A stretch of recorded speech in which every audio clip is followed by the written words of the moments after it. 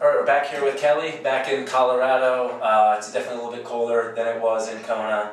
Got some snow coming down, but so for you, can you give us a little idea of how the race went overall for you? Obviously, your expectations are a lot different than in the past, so how did it play out for you? It's not what I wanted. Right. It was not a very satisfying day for me. The swim was fine, the bike was fine, but I did have trouble on the run like I was expecting just because of training issues and injury issues and having a baby. Right, and you had the injury going into it. Now, do you feel without that injury and proper training, obviously things would have gone a little bit better for you? And I think so. I mean, I think if I could have run the way I've run in the past, right. I could have had a PR on that course, okay. on that day. I mean, my swim was about average for Kona, slower than everywhere else, but about average for Kona. And my bike was not the fastest bike I've had in Kona, but close. Okay. So if I'd had a fast run, like I would have liked. So what was the time differential between what you normally would have run and what you had run? You were looking like 15, 20 minutes? 40 minutes. 40 minutes, okay. So that's where the wheels came off. Right, and was it early on going on the run, did you know this is going to be a struggle, or did it kind of hit you later on? I knew halfway through the bike that the run was going to be a struggle. Wow. Okay. Which is probably another reason the run was a struggle, because mentally I wasn't confident in it, and I was already not looking forward to it before it even started. Okay. So did you, at any point in time, did you try and kind of use the spirits, or think of the little tower that you built out on the lava fields to help you? I feel that on the bike. Okay. Yeah, on the bike I do, and that's usually, I build it in such a place where I know that part of the bike course is usually kind of where the wall comes for me on the bike, so I usually try to put it in that part of the course. So I draw my energy from it on the bike, and then on the run I don't even think about it at all. Okay. Normally you're just flying down on the run. Yeah. And what are you normally running then for Kona, for the marathon? My best run in Kona is a 3:19. 3:19. Wow. That's fast. That's wow.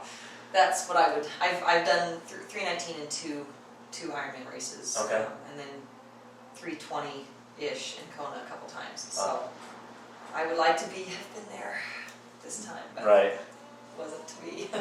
And now in the past, though, you've had some great races. You've won your age group. How does it feel, I guess, to have a race that wasn't up to your standards? I mean, is it difficult for you to come to terms with? Yeah, I'm still a little. Still a little angry. off. Yeah, still a little angry. off. Okay. Angry, embarrassed. Really? I mean, I know I shouldn't be, and I know that it is what it is, and I was still out there, and I still had a decent day compared to a lot of other people's standards, and I finished Kona as a 15-year-old girl told me as I was walking down the street last week with my Kona shirt on. She said, "Oh, you went to Kona!" I said, "Yes," and I had a bad race. She was like, "But you were in Kona!" And I'm like, "Okay, yes." Yeah, there's so many people that would... Yeah, step back and see what it really is. So. Right, okay. So then, how is this affecting you for next year? Have you thought about it? You have any plans, or are you just totally out of it? Yeah, next year I'm not going to do Ironman. Okay. And not even so much because this race was bad, but because training for this race was so hard. Okay. So I think my daughter's at an age where it's harder for me to be away big periods of time. My husband needs me to be around a little bit more so that he has more support. Okay. And it just, I think I don't really want to take the year off, but I need to take the year off. You have your priorities set. Yeah, I have different priorities. I'll still race, I'll still do definitely sprints and Olympics and probably a half Ironman or two. Okay. But I'm not going to do Ironman. Well, probably, it's hard. It's hard to say that, but whatever. Well, I know you'll be out there on the course again, if not this year, probably in the years to come, and I'm sure this year... I'll definitely be back. Right, and I know this year there will still be a lot of women in your age group worried about you in the Olympic distance and the half Ironman. They'll be looking at your name and going, "Oh no, we got to deal with Kelly now." So, well, thanks for allowing us to follow you through this journey, and good luck in the coming year. Thank you. All right, we're back here with Tim Ola after another great race in Kona. So thanks. you've done 12 total Konas. Right. And how was this experience different from any of the others, race-wise? How did it go for you? Well, over the years I've been pretty consistent, as you know, Yep. just with my races over there, which I feel really lucky for because at any Anything certain can happen. year, right, anything can happen. Your body can do all kinds of weird stuff, especially as we get older, which we all are. Right. But the reason why this was, I think, different is because I did some different training this year, and I tried to rest a lot more. Okay. I tried some more interval stuff, things I haven't done in the past, and you know, it just kind of came together. And luckily, I think the big thing for me is that I've learned over the years that this race is a lot more mental than physical for me, because you really have to want to be there because there's so much sacrifice and effort, especially for the weeks leading up to the race. Right. And it's really taxing on your mind, especially the week after. I mean, you're still trying to decompress. I mean, you start thinking about the race and what you could have done, what you should have done, and what went well and wrong. And I mean, all those things kind of swirl around in your head a lot. But for the most part, it was just good. It was a good mental test, I think. Okay. And you had a close race. So you ended up 4th in the age group, but you Right. were less than 2 minutes, or right about 2 minutes out of first. So you guys were really tight race. Was Yeah. it tight the whole day, or did it come down to the run? How did it play out for you in terms of the placing? Well, the way I race is that there's so many of us out there, and we're all in different age groups, obviously. And this year they didn't mark our calves, so we couldn't see where we were.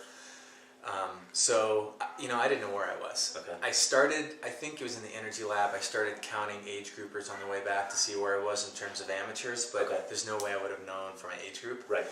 So I just thought, you know what, just go on feel like I always do, and just hope for the best and just keep pushing as hard as I can. And then the way I look at it is that if you feel good and you race well mentally and physically, then most of the time the way that you place seems to be in your favor. Right. Okay. That's the way it's worked for me, and it was tight, yeah. But Yeah, and Tim had you 5 seconds out from 3rd place. So you were basically going back and forth on Elite Drive in the last quarter mile. Well, no. Okay. It wasn't as dramatic as that. But the last, let's see. To be honest with you, I was in 2nd place until mile 23 or so. Oh, wow. Started having some cramping in my left quad, but that's just how it goes. Racing, and I could always just hope and pray that that I was that I could just hold on. But at that point of the race, and from doing Ironmans, is that you want to be done. You're anxious to be done. You're excited for getting it in the books, but you still want to place well. So you just try to hold on and dig deep as much as you can mentally, and that's what I did. I did my best, and it came right down to Leahy. One guy, went by me, and I tried to hang with him. I couldn't, so I just enjoyed my day. But to be 2 minutes away from 1st place is something I can look back and say I'm proud of. Okay, right. And Tim has another Hawaii bowl. This is what you get for top 5. Is that correct? Top 5, yeah. And Tim has a total of 5 of these. Yeah. So, and what's the highest you've placed in the age group? 2nd. 2nd. So I've been 2nd, 3rd, 4th, and 5th. Okay. So one more to go, right? Right, exactly. And where did that place you overall in the amateur race? Overall amateurs, I want to say it was maybe, I never really count, but I think it was like 12th maybe. Okay. Something like and were you the top U.S. amateur? Or 2nd? I don't know. Okay. I was like maybe 2nd or 3rd. I don't know for sure. Okay. Definitely top 3 though, and for the amateur men. Top amateur American in my age group for sure though. Okay. Yep. Right. But yeah, there's so many good amateurs out there that I started to really track and see where I could. But I mean, I know my boundaries. I don't think it's in the cards for me to be top amateur over there, which is fine because I have really good races over there. Yeah. So. You keep walking away with hardware and getting on that podium. So I'm happy with it. Yeah. And did you do anything after the race different this year with the boys? Well, the boys didn't come, Oh, that's so right. it was just Nikki and I. However, we did rent stand-up paddle boards from Surf Tech. It was awesome. Okay. And we went around the cruise ship that was in the harbor. All right. The day after with Nikki for a couple hours. That was really fun. And the best part is hanging out and just kind of doing some of those Kona things that you couldn't do before the race. Like you and I went to the surf beach and got pummeled a little bit. Yeah, we went to this small surf beach and nearly separated our shoulders. It was kind of brutal. And that's always fun to do. I mean, those are things you want to do before the race because you're in Hawaii and you want to suck it in, all that experience, but you just kind of can't. So Right. Do you have a special dinner spot or anywhere food that you eat after the race that you just For me, I know Lava Java is a place that I can't really go to before the race, but then afterwards it's Anything like that for you? Nikki and I and my parents, we've usually gone to the Huggos on the Rocks, which Yep. is just it's a nice bar and grill right on the beach, Right. and I just feel lucky that I can finish before dinner. Yeah, right. You know, Exactly. so that way I Yeah. can enjoy dinner with my parents and Okay. stuff. So you did that actually on race day. on race day. Okay. Yeah. Get away from the crowd. So we did that. Had a bacon cheeseburger, fries. Some fun food. Yeah, So absolutely. it was a nice time. And so plans for next year, is it pretty much the standard Tim Ola race schedule? I don't know. It's funny you mention that because I just got a letter in the mail from USA Triathlon yesterday inviting me to the World Long Course Championships, which is in Vegas next year, Right. Mhm. which is November 5th. And I've always wanted to do Yeah. a long course World Championship race, but I haven't because of it's always been overseas. Right, or it's a lot of travel. distance travel money, but Yeah. this might be something I'd like to do. And Okay. if I qualify for Hawaii again next year, it would still be about 4 weeks away that I think I could do both. Okay. So, but to answer your question, I plan on doing a lot of the 70.3s that are close by. Obviously, the Boulder race. There's a few other small races I'd like to do. My dad is actually kicking around, who's 66, is kicking around doing the Lubbock 70.3 Right. in hopes of qualifying for Hawaii. Okay. And I know that's always on your schedule. Yeah, and so I'll probably do that one as well.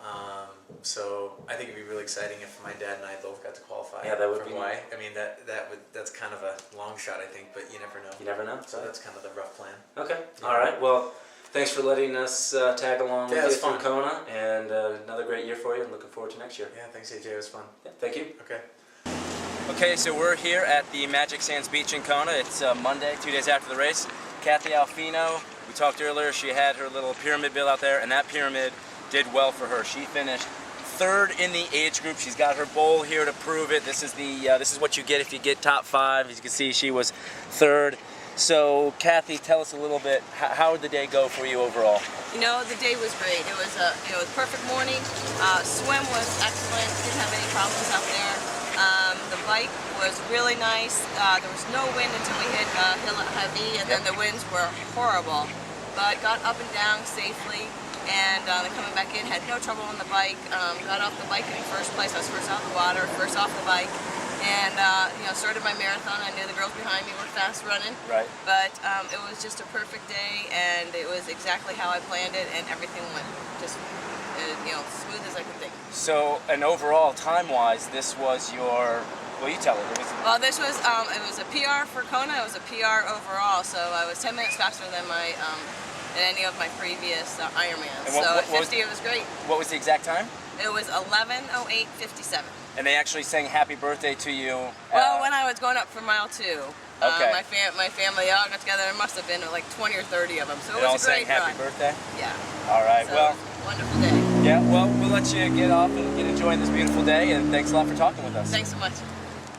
All right, we're here with John the day after the race, and he had a very successful race. John, what was it like for you out there, specifically 5 minutes before the gun goes off, everything's just the hype? What was that like for you? It was incredible. The hype before the race, just looking out in the stands and literally seeing people on top of all the restaurants watching the gun go off, and all these feet just swinging around, and just feeling people kind of punch into each other back and forth, and then just all of a sudden the cannon went off, and It was like a mass relief. chaos. Did you just feel like a relief to finally be racing the race you've always wanted to be in, and finally here? Yeah, I mean, I always go to the front of the pack. I always start in the front center, even though I'm not that strong of a swimmer. And so I backed off a little bit, just like maybe 4 or 5 rows back, and just crawling over people and people crawling over me. It was just, I don't usually see that in the race, Right. but that's exactly what it was like. So yeah, the first 2 or 3 minutes was just pandemonium, and then of course after that it was kind of just really fun swim and great water, and lots of fish, and just really had a good time. And what was it like on the bike course? There was a little bit of wind for you. You mentioned coming back from Hawaii, there were some kind of scary descents. Yeah, so I was wondering what the legendary winds are, and I didn't feel anything going out or really coming back, but there's that probably 10 or 15 mile section Right. where those crosswinds were bigger than I expected. Okay. It was blowing all over. It was like taking a sailboat out on the bike, and so yeah, I didn't descend as nearly as fast as I normally would. I just I was out of arrow position at one point for literally 20 minutes. I didn't take a drink of water or Right. I was just like screaming on my handlebars to make sure I stayed on the bike. Right. But I was wondering what that was like, so it was that was actually kind of entertaining. You get the legendary winds of Yeah. Kona, right? So on to the marathon, getting to run up the famous Pay and Save Hill. That always is kind of a little kick in the legs. How'd that go for you? Yeah, and I didn't look at the preview of really what the marathon was like, and so as I could see it unfold, I'd watched it on TV enough times that I was wondering what the energy lab, and of course that hill, Yep. I just wasn't expecting that hill, so we made that turn, I looked up, and I thought it was a flat run course, so Yeah. I guess we'll run up this Yeah. thing. So, yeah, and then turning out, and then the Queen K, so it was interesting because the first half of that marathon is just packed with people, Right. and it went by just so quickly, and then the second half, I understand that is the half that makes or breaks the race for people, Right. and I can understand why now. Yeah, there's nobody out there. You're on your own. There's no shade. It can be a desolate place, but you felt good out there. Yeah, I was happy with the day. Things went well, and so yeah, no complaints at all. And John was within about 10, 12 minutes of his goal of going sub 10. You went 10, 11, 11:50 something. 50 something, okay. And so you returned to the finish line afterwards to watch all the final people come through. Yeah. And you stayed till midnight? Yes, stayed till midnight. And the reason why is my dad's here with me, and so all four of us went down to the finish line because he rides in this Tuesday morning bike club, and the last finisher of the entire race, so out of everybody in the entire race, is a friend of his. Okay. And so we just didn't know if she was going to make it or not, and she made it to the finish line, absolutely the last person with maybe 30 seconds to go. Right. Yep. And I've been back to finish lines in the past of these Ironman, and it's usually there's people after people coming in at that hour. Right. And this race, it seemed like the shop was closed at like 10 o'clock. So, Right. So the people were far and few between. But absolutely the whole crowd was cheering for her.